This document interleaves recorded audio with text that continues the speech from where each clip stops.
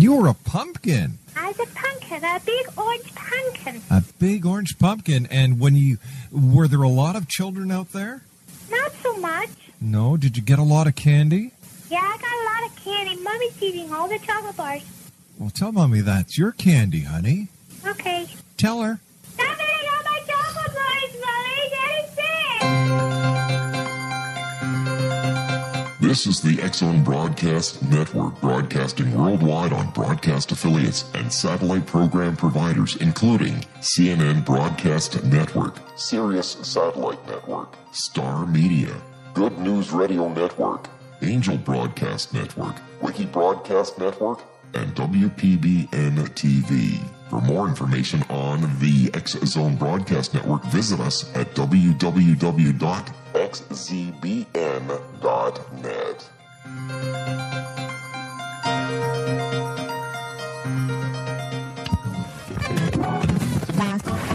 All Hit Radio.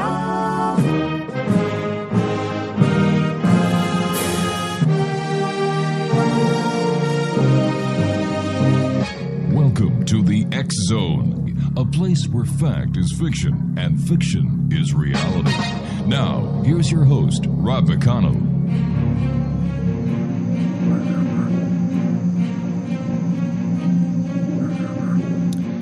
Welcome back to the X-Zone, everyone. I am Rob McConnell, and I'm with you Monday through Friday from 8 p.m. Eastern until midnight, right here on the X-Zone Broadcast Network, on the Starcom Radio Network, on Digital Broadcast Network, and on the Digital Satellite Network. Speaking about Starcom Radio, check out my good friend Ed Till, Monday through Friday from 9 a.m. until 5 p.m. at www.starcom Radio Network. Go to the website, check out to see which is the closest broadcast affiliate for you, or you can listen to them online. It's that simple. Radio as it should be on the Starcom Radio Network. My guest this hour is a gentleman we've had the pleasure of having on the show before. His name is Mark AMARU PINKHAM. He is an author and researcher who has written 6 books on the ancient mysteries of Earth and the evolution of humanity. His books include Return of the Serpents of Wisdom, Guardians of the Holy Grail, World Gnosis, The Coming Gnostic Civilization, The Truth Behind the Christ Myth, and his most recent book that we're going to be talking about tonight with Mark is Sedona, City of the Star People. And joining me now is Mark AMARU. And Mark, welcome back to the X-Zone. Great having you with us. Thanks for having me back, Rob. So tell me a little bit about your new book, Sedona, City of the Star People. Well, it recounts 27 years of experience. It recounts back in 1987. I came to Sedona for the first time, and I was led into one of the big canyons here called Boynton Canyon, which is also the biggest vortex. And I walked back in there for quite a while. I kept asking my intuition how far I needed to go, and I kept getting no answer. And finally, I got an answer, and it says, climb the wall of the canyon, which I did. And after sitting and praying for a couple of minutes, I opened my eyes, and everywhere I looked, I saw temples, perfect temples that were built out of the indigenous red rock there. And well, that was the beginning of my time in Sedona and Boynton Canyon. I decided at that moment that I was going to spend the rest of my life, however long it took, to understand what these temples were all about and who built them. And so my book is basically that quest, that 27-year quest coming down until now. Now, you say in your book that the Sedona sits on upon the foundations of an ancient city built by extraterrestrials. Now, how did you come to that realization? Well, as I said, I continue to go back to Boynton Canyon over and over again to try to get insight into what was there. And at one point, I arrived at a part of Boynton that looked like a court. There were temples that were arranged in like a horseshoe pattern. And so I was trying to figure out, what is this court all about? And then I was led to the mystery, the story of Politquapi, which is the legend of the city of the Star People in Hopi legend. And once I read through that story, it became very clear to me that Sedona was Politquapi. In fact, many clans many Hopi clans that went on migrations throughout the Americas, they talked about going to Politquapi, and actually they left some directions on how to get there. And so it became very clear that Sedona was Politquapi. And then I learned that the Hopi patron saint or guardian saint called Masao had his court there. And then I learned about Masao and how his calling card is kind of a skeleton, and he looks very eerie, and he's a Lord of the Death. And then when I went back to that court, I kept seeing all these kind of macabre symbols of skulls and crossbones and so forth that I related to him. And then I realized that was him. And so that was the beginning of knowing conclusively that where I was, what I had found, was Politquapi, the city of the Star People of Hopi legend. Now, Mark, have there ever been any archaeological digs performed there, and have they found any proof of the Star People? Well, that's a good question. Basically, what you have in Sedona are these red rock formations, and they take unique and unusual shapes. Right. Some of them looked as though someone had just finished carving them. Right. I mean, some are so perfect, and it's basically it's based on these shapes of the red rock that we get this archaeological evidence that there was some kind of advanced civilization here that were involved in shaping these red rocks. Now, when I saw the temples, I was seeing what they looked like when they were in their perfection. Now, since that time, Sedona has been covered over with water at least 10 different times. And that's why these shapes are a little bit distorted. It's because of the water. And so my research is based on these temples that are above the ground. As far as I know, there has been no legitimate excavation looking for artifacts under the ground to confirm that Sedona was ancient Politquapi. However, there have been excavations around Arizona and New Mexico that indicate settlements that go back possibly even millions of years ago. So, for example, up in Hopi Reservation, in a place called Tuba City, they have found the footprints of dinosaurs right next to human Homo sapiens footprints dating back millions of years ago. And Hopi Reservation is only an hour and a half or so from Sedona. Sure. You've also found that in New Mexico. You found it in Utah. You found it in Nevada. You found it all over the Southwest. You found archaeological evidence that dates way back, thousands of years. Even up in Flagstaff, they found evidence that goes back hundreds of thousands of years, as well as throughout the Grand Canyon. That's exactly right. Yeah. But when it comes to the belief that this location is the ancient city of the Star People, what kind of proof is there? Well, one of the main proofs we have, Rob, as I mentioned, the Hopi clans, they claimed that during their migrations, and they were told by their patron saint Masao to travel all throughout the Americas before they were able to come back to this American Southwest and settle there. And during their migrations, one after the other, these clans stopped at this place called Politquapi, and they were taught the mysteries by the Star people, which today they call the Kachinas. Well, we don't know exactly where these clans went to before they arrived in Politquapi, but they tell us exactly where they went after they left there on their way to what is now Hopi Reservation. And if you trace back their steps, exactly the way that they recount them in the legends, it leads back to Sedona.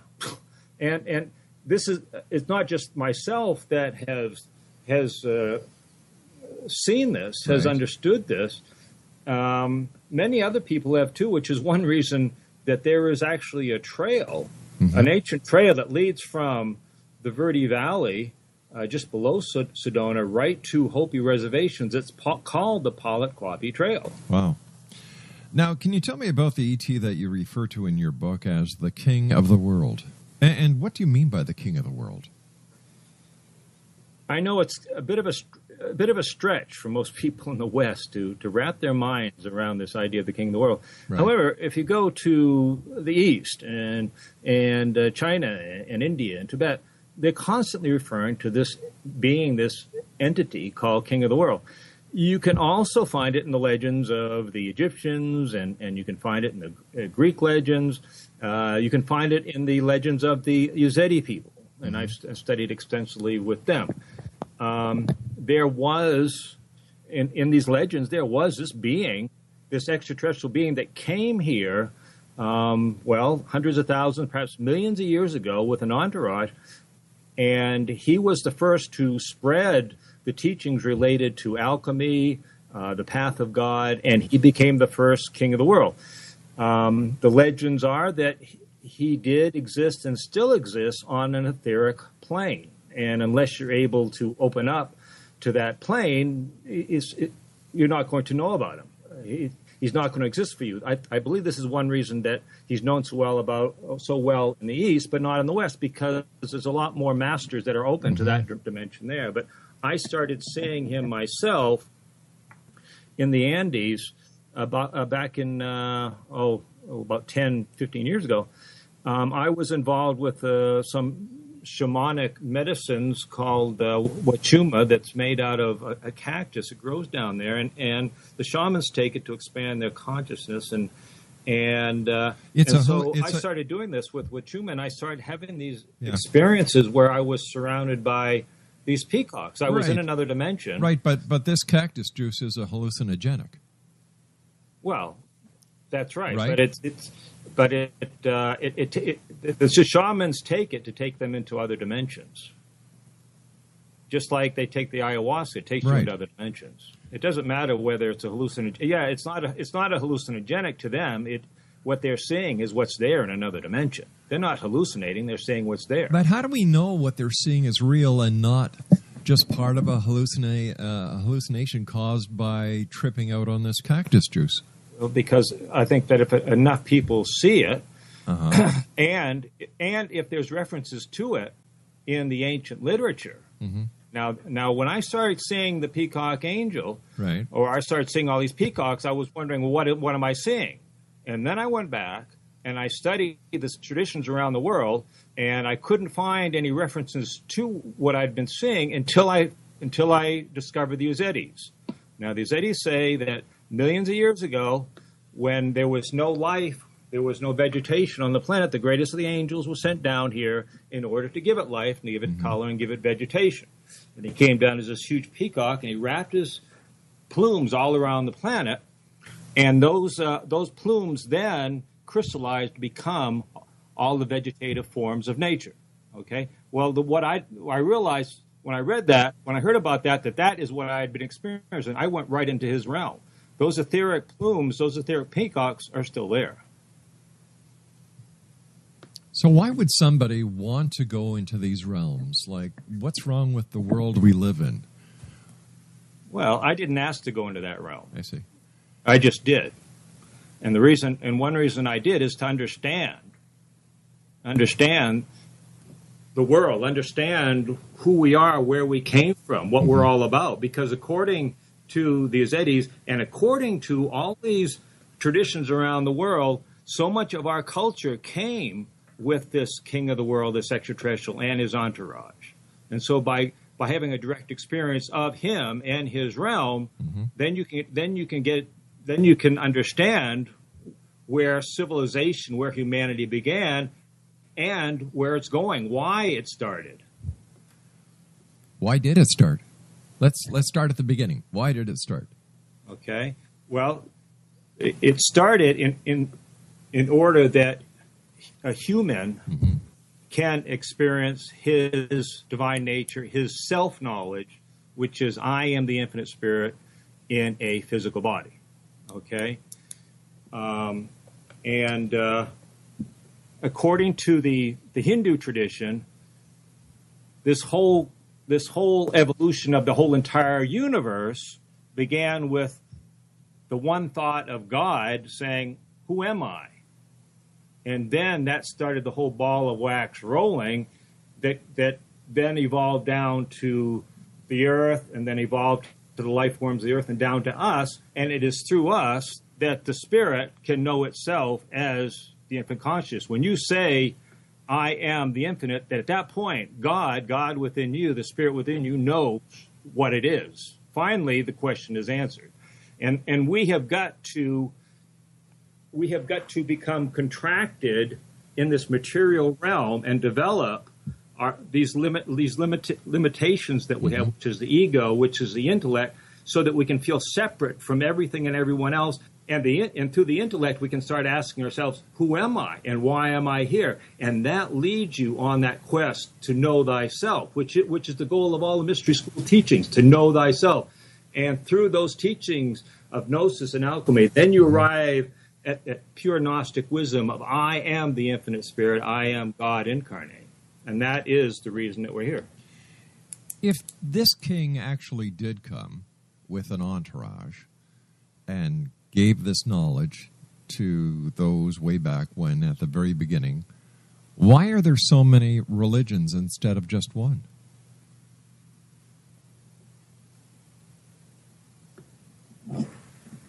Hello? Yes, I'm here.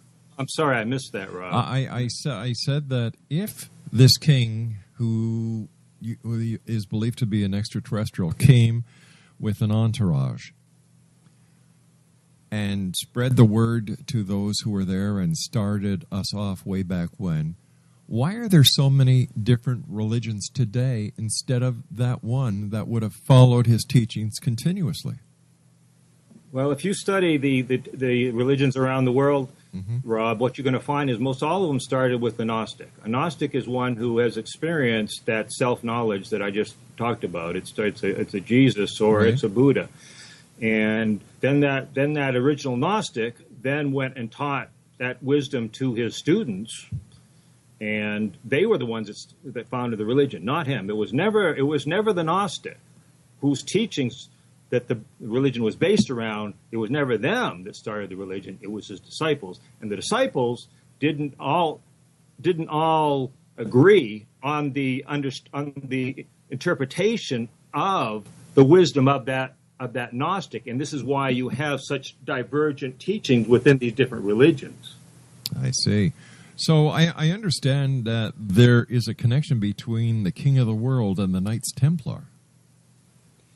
Well, that's right, Rob, and I didn't expect to find it, but when I first got involved with the Knights Templar, I got involved with a man called Sir Ian Sinclair, and we started the International Order of Gnostic Templars. And he was a high-ranking Templar of Scotland, and I went to Scotland a number of times and received initiations within the Knights Templar. Now, as part of the International Order of Gnostic Templars, we decided to revive that aspect of Templarism known as Johannite Templarism. Johannite Templarism is Gnostic Templarism that was observed and followed by the inner circle of Templars, not all of them, but the inner circle. And what I did is I traced back the history of the Gnostic tradition, of the Johannite tradition. And what I found is that the Templars, after the First Crusade, they inherited wisdom, a lineage that can be traced back to John the Baptist himself, and this is why they call them Johannites, those of the John. Now, when I researched John the Baptist, I found out that he was more than he was a Jew. He was an Essene. He was a Mandean. The Mandeans are the baptizers, and then I traced back the Mandeans where they came from, and they say that they came from Sri Lanka, which they call Serendib, the Garden of Eden, and Serendib, or Sri Lanka, is the headquarters of this king of the world in his form of Sanat Kumara, and Sanat Kumara is known as the king of the world. He's known as the Lord of Gnosis, the teacher of Gnosis. He is essentially the king of the world in the Hindu tradition. And so I found that that branch of Templarism, of the Johannite Gnostic Templar path, if you trace it back, it goes all the way back to this king of the world, right, who is the Lord of Gnosis. And basically the path of Gnosis that we know it, as you could say, spirituality in general, we believe started on Lemuria, which was the place where so many extraterrestrial missionaries came to teach humanity, to teach them both the mundane and sacred sciences. Then why have they left? Why don't they come back? Why don't they finish what they started? Why leave us in such a mess? Well, there are prophecies about that, Rob, and the prophecies say that they are coming back. In fact, both the Yazidis and the Hopis. The Hopis and the Yazidis are very, very similar. They have very similar teachings. That their Masao, the Hopi Masao, is exactly the same and exactly the same story as the Yazidis' peacock angel. And both of them say that it's going to be very soon now that those original ETs, those original star missionaries that brought the wisdom, they are coming back now. And in fact, there are on the Hopi reservation, you can find petroglyphs of spaceships, and these spaceships they represent the ETs that came before, as well as the ETs that are going to be coming in the future. And one thing that's very interesting, Rob, about the ships you can find. The petroglyph ships you can find on the Hopi reservation is that they say that the ships represent that the masters, the ETs, came from Venus, and one of the main legends you find around the world about this king of the world is that he originally came from the Pleiades, but he arrived on Earth via the planet Venus. So that kind of so goes basically along with. They're saying both of them say, the Hopis and the Yazidis, saying that those masters, those ET masters that brought the teachings originally, they are coming back now, and they wouldn't have come back earlier because a certain number of us had to reach a certain level of consciousness, spiritual awareness. So one, we can see them, and number two, we wouldn't bow down to them as they were, the second coming of Christ, and we wouldn't give all our power away and stop our evolution.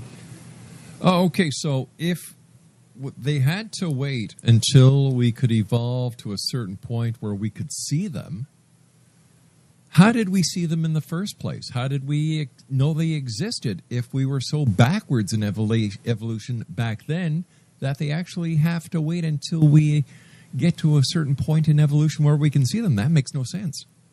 Well, apparently, Rob, what they say is that on Lemuria, during Lemuria times, we were much more advanced. In fact, the Hopis say that our crown chakra, the Kopavi they call it, the crown chakra was open within most all of humanity at that time, and that we could receive the intuitive guidance and instruction from Spirit ongoingly, and know exactly what was the will of the higher mind, the higher spirit, and so it's just the opposite than what we think in Western academia, that we started out as apes and ignorant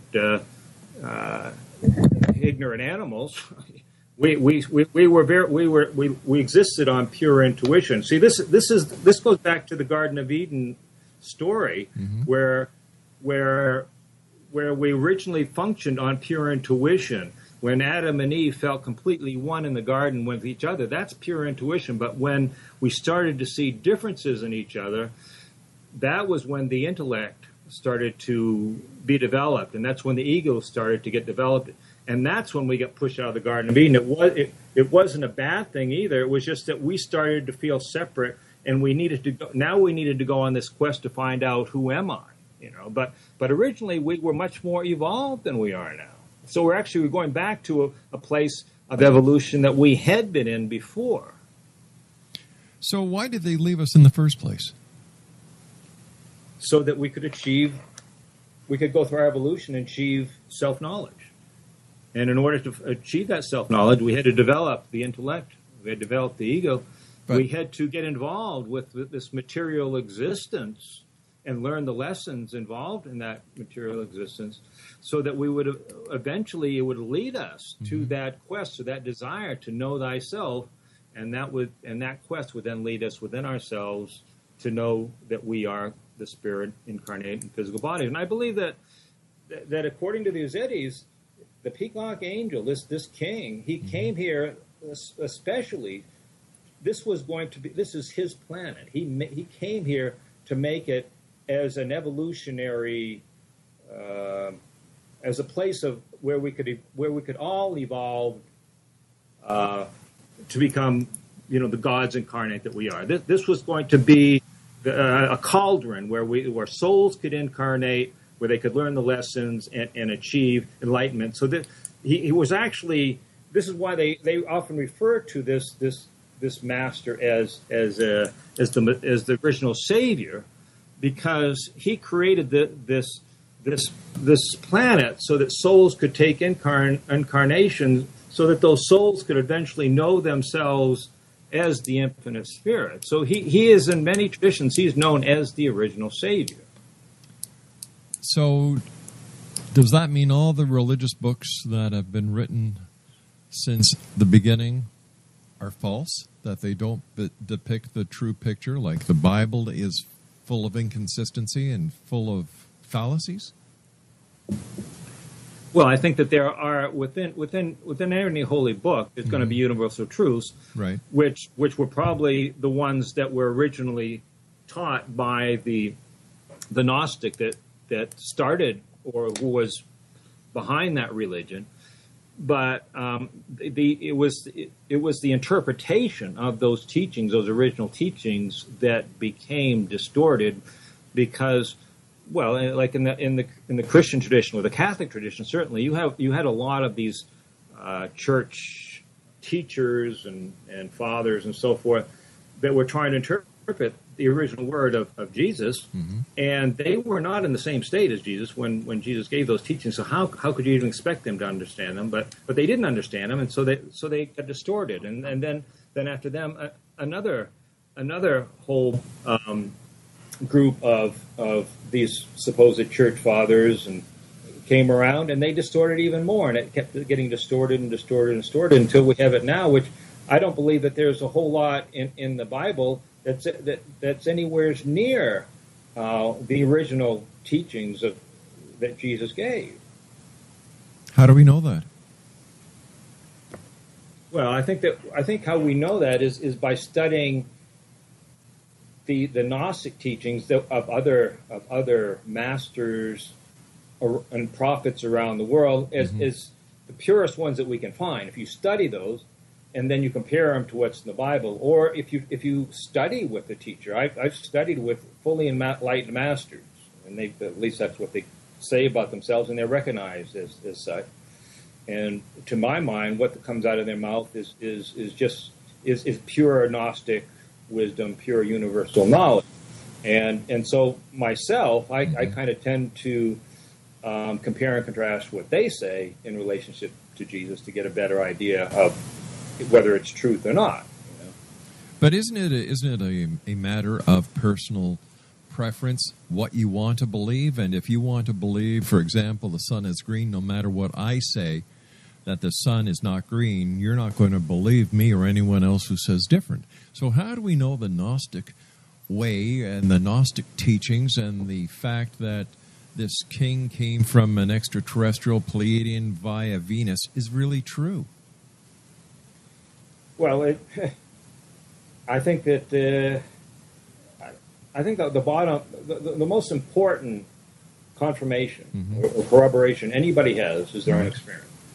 And for me, I've had direct experience of this king of the world a number of different times, and so it's for that reason that I believe in his existence. I haven't had a direct experience of Jesus or the apostles or even John the Baptist or most of what we learn about in history. I have not had direct experience of, but most people believe it. Most people believe that Alexander the Great existed.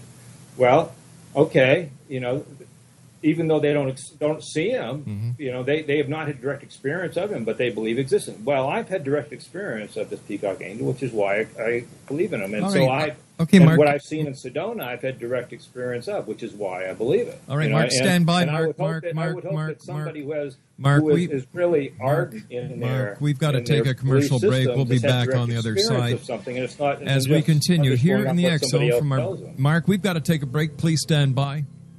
My name's Rob McConnell. I'll be back on the other side of this break. X Zone Nation, don't go away.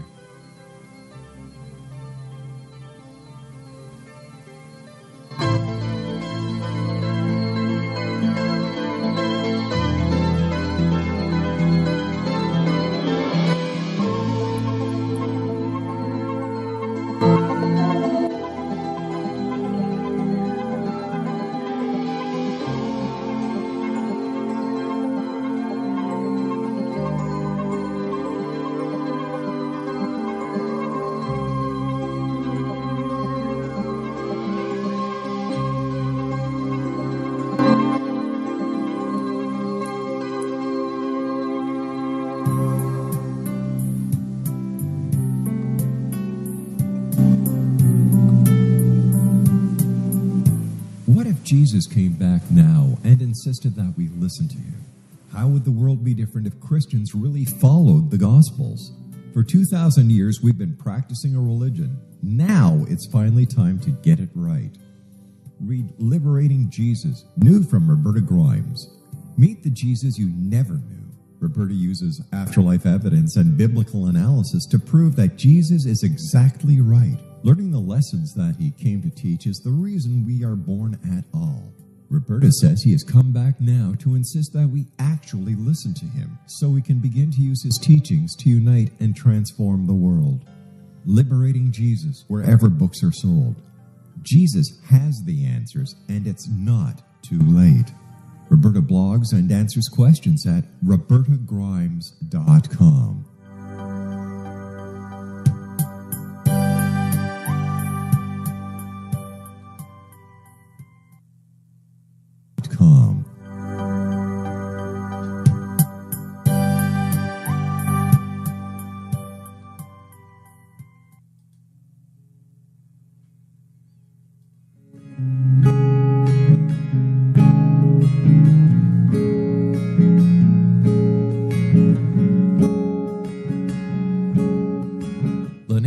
Began to demonstrate a metaphysical connection to the spirit world as a little girl.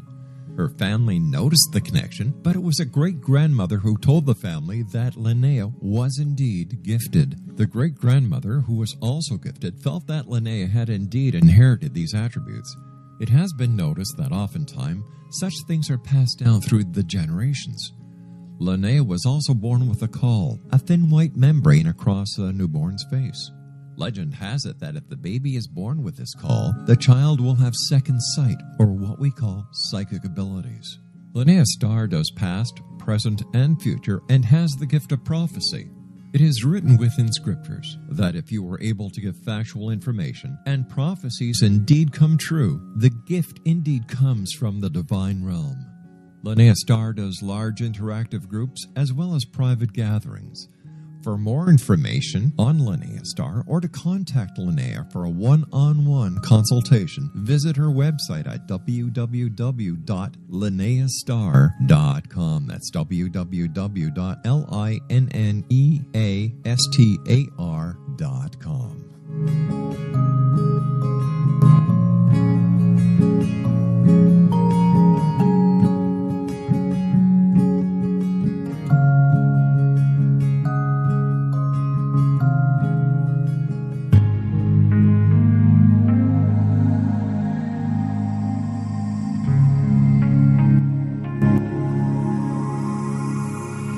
The scientist and the mystic have been on an age-old, relentless search with one thing in common. They seek truth. Their paths converge in the 40,000-year-old practice of shamanism, an ancient science delving to the quantum level of life, facilitating healing, manifestation, and evolution.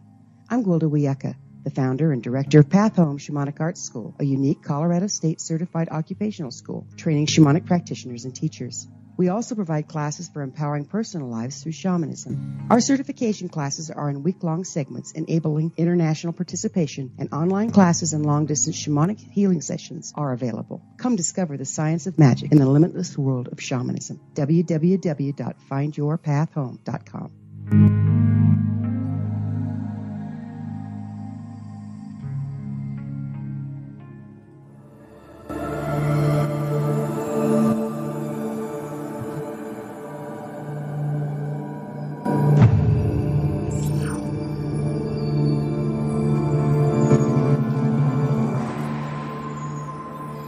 Welcome back, everyone. Mark AMARU PINKHAM is our special guest this hour. He's got a brand new book out, Exonation, we've been talking about this hour. Sedona, City of the Star People. His websites are GnosticTemplars.org and SacredSitesJourneys.com. Mark, before we went to the break, you were telling us that, or I believe you were telling us that you had actually had interactions with Jesus, the apostles, and John the Baptist? Craig, can you pot up Mark? Because I can't hear him. Oh, there he is. Okay, welcome back, Mark. Thanks, Rob. No, what I was saying is that I haven't had the direct experience of Jesus' apostles or John the Baptist or so many other figures in history or prophets or whatever. But I have had direct experience of this king of the world. Right. I've had direct experience of these temples in Sedona, and this is why that I tend to believe them. Just like the person that sees everything as being green, or he's had the direct experience of it. That's why you're not going to be able to probably change his mind very easily, because he's had a direct experience of it. And so it's the same with me. The things that I believe in the most are the things that I've had direct experience of. That's the path of the shaman, Right. But why does it take cactus juice or a hallucinogenic to get to these levels? Why can't they be attained through meditation or through clear spiritual means, by having a clear body, mind, and soul? Why are they can Rob? And I've had plenty of experiences on that path as well, but they're not as automatic. Those experiences not usually as automatic on that path as they are on something like cactus juice or the ayahuasca. These are entheogens that you can take that are pretty much guaranteed to get you someplace special or someplace unique, to give you some kind of spiritual experience.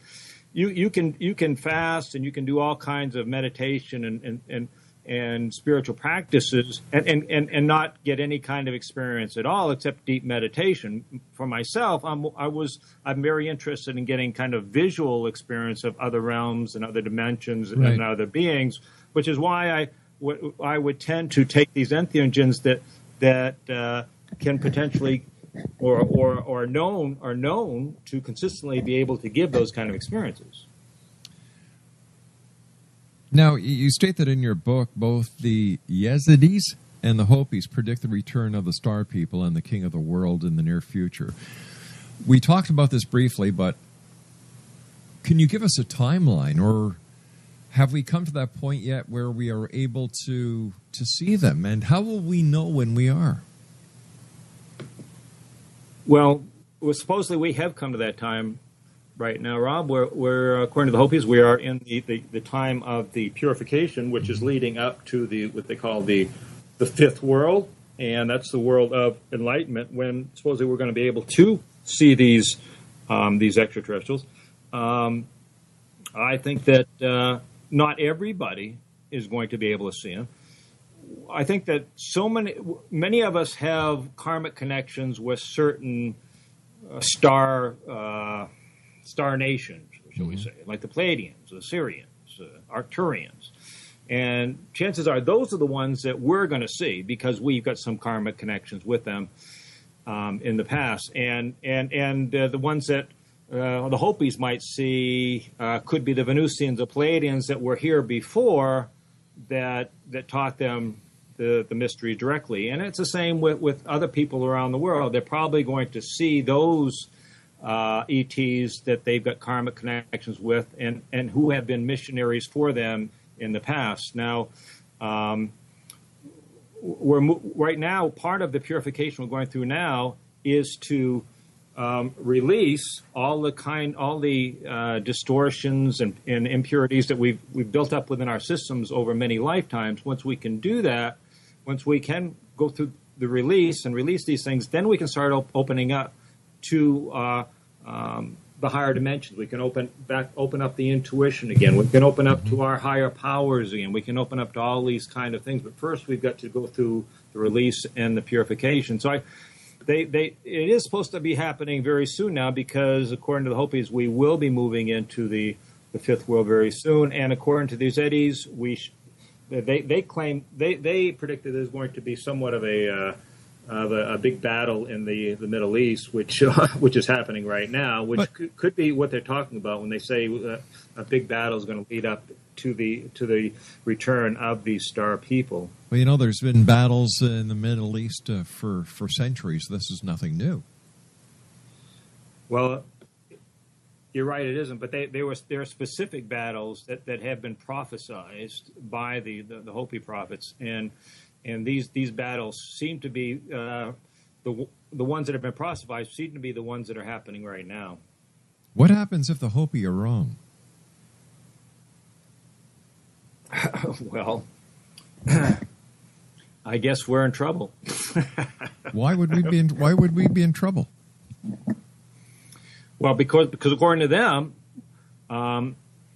what's coming is that man learns how to take care of himself and take care of the earth, and not destroy the earth. The Hopis, and I'm not sure if you're familiar with what they're all about, but they are here to create balance and harmony on the planet. They've gone to the United Nations and talked directly to the representatives in the United Nations about what's coming and how we are destroying the earth. And unless we change our ways, we will destroy the earth.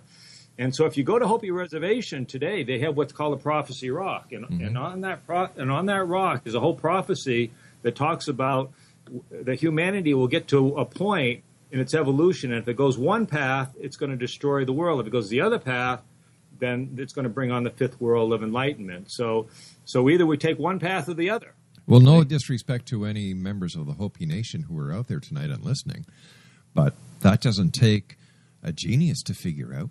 That's common sense. Right. Well, so what's the significance? Let me ask you this: everything that you have studied and all the people that have come on to your show, Rob, and you've heard from them what they believe is coming, and you've heard about prophecies. Well, what do you think after you've heard of all that? What do you believe? My honest opinion? Yeah, that there's a lot of con artists and bullcrap out there. That's what I honestly believe, because everyone has a different prophecy. You can talk to 20 psychics and they'll give you 20 different readings on the exact same thing. You can ask people to channel. You can ask, let's take a look at the prophecies, the false prophecies that have happened in the last 20 years. Oh, I agree. There's been plenty of them. But the one consistency that there is that we're heading towards a new era, a golden age. That's the one consistency you find with all prophecies around the world. That's not a prophecy. That's a fact. You see, look. We knew that as we were evolving, that there would be changes. There were changes in technology. There were changes in engineering. There were changes in agriculture. There were changes in architecture. This is a normal progression of our species. Yes, we understand that if we do not do something about climate change, we're going to cause a catastrophic reaction here on this planet. We see that. Am I hoping that there'll be people coming from the sky to solve our problems? No way in heck. No way in heck. Do I believe that one day we're going to wake up and there's going to be UFOs on every major lawn of every major capital around the world? No, I don't. I think that it's going to be time when the people who have stuck their heads in the earth, keeping their butts to the sky in what I call the ostrich syndrome, are going to realize that they've got to do something about it. They just can't wait for the star people. They can't wait for the second coming of Jesus Christ. They can't wait for any one of these prophecies to happen before we sit down on a beach, hold hands with a campfire, and toast marshmallows and sing Kumbaya. We have a lot of work to do. We as a human race. And if anyone is going to save this planet, it's going to be the people who are living on this planet called humans. That's what I've come to realize after doing this show for 24 years and interviewing over 3,900 people. Well, I have no argument with that. Yeah. I mean, if star people show up, they are not going to come down and do all the work for us. Mm-hmm. If anything, they didn't do that before. They came down and they taught us. They taught us the sacred and the mundane sciences so that we could use them ourselves on this planet. They did not do it themselves. They did not do the work. They did not create the civilizations. We did. But you see, Mark, and it's the same thing. Confusing me. It's not going to be any different when they come back now. You see, you're confusing me because what you said before is that they will come back when we have the ability or evolve to see them and to understand them. So how could they have been here to teach us when we couldn't see or understand them? I think I told you, Rob, that according to the legends, we had that facility. We had that ability at that time. So why did we were more interdimensional? All right, so why did they leave us? Why did we screw up? You see, this is what is so confusing to so many people who listen. We did not screw up. Who said we screwed up?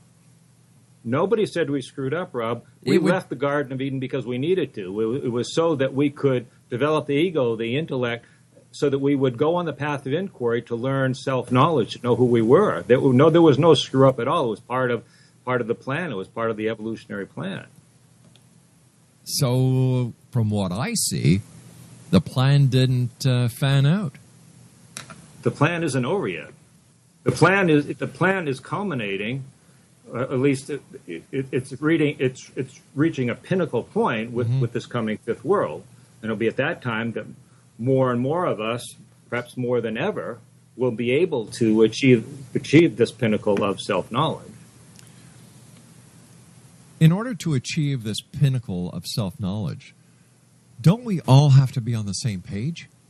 No, not at all. Why not? Well, look at the prophets throughout time, Rob, who have come forth and saying that I am God. Mm-hmm. Were the rest of the world saying it at the same time? No. Because the rest of the world thought these guys were... Everybody has to achieve it at the same time. That's because the rest of the world thought these people were a little bent in the noggin. You know, we look through just this last century, how many people have come forth and said that they're prophets? How many people have come forth and said they've been abducted by aliens and they can't prove anything, but it gives them like 15, 20 minutes of fame. You know, there's so much going on today. So many people are making so many claims, and I can tell you the exact time when all this started. The advent of the internet. That's when it all started. Because in my opinion, the internet is the biggest septic tank that man has ever created. There's more crap on it than there is there is anything else. Like, people still believe today that if it's on the internet, it's got to be true. And that's furthest from the truth. Do due diligence. Check things out. There is one thing I will say, that the Bible, I believe, was right. At the end times, there will be a lot of false prophets. Well, I agree with that too, Rob. I believe there are a lot of false prophets. There's no question about that, and I think that you can spot them a mile away. Sure. But there's also true prophets on the planet as well. There's name me three. Fully enlightened masters who are here to help us and to uplift the world. Name me three. Well, there's my teacher, Amma Amritanandamai. I have a teacher that he's the head of an ashram, Bhavakinaram Ashram, in Varanasi, and so that's two of them there that I believe have achieved that goal. Right. And I've actually met the heads of different yogic orders in India too. I'm not really clear what their names were, but I do believe that they have achieved that place of enlightenment as well. Have you been to India, Rob? Nope. And okay, I've got to be honest with you. I have no desire. One place that you do find I have no desire to go to people India. Who have achieved that level of awareness, you find them in India. Why? Why? Because the spiritual tradition is so strong there. The tradition of yoga and alchemy and kundalini and the ashram is still very, very strong. And they have an unbroken tradition of spiritual wisdom that you don't find anyplace else in the world. And about every place else, the old traditions have been thrown out in favor of newer religions. But you don't find that in India. The traditions go back to these times of the extraterrestrials, back to these first priest kings and teachers of the Gnostic wisdom. Yeah, Mark, I'm going to tell you the same thing that I tell a lot of guests. I want to believe. I really do. I want to believe, but I want to see proof. And it seems that proof is the one thing, after over 24 years of doing this show, that no one has been able to supply me with, is proof. Am I asking for too much? No, I don't think you are. I can tell you this. I found proof years ago in India when I went there, and I lived in ashrams, and I studied with the masters, and I saw amazing things, and I saw people do amazing things, and I had amazing experiences. And that started my path of belief. Where you're gonna find it, it's hard to say, Rob. Maybe it'll be in India, maybe it'll be someplace else, but that's where I found it. Mark, I want to thank you so much for joining us tonight. Congratulations on your new book, Exo Nation. Mark Pinkham is our guest of this hour. His new book is entitled Sedona, City of the Star People, and his websites are GnosticTemplars.org and SacredSitesJourneys.com. I'll be back on the other side of this commercial break with the news at 6.5 minutes past the top of the hour as we continue here in the X Zone from our broadcast center in Hamilton, Ontario, Canada. I'd like to hear your take on the Star People. Send me an email, xzone@xzoneradiotv.com. My name is Rob McConnell. Don't go away.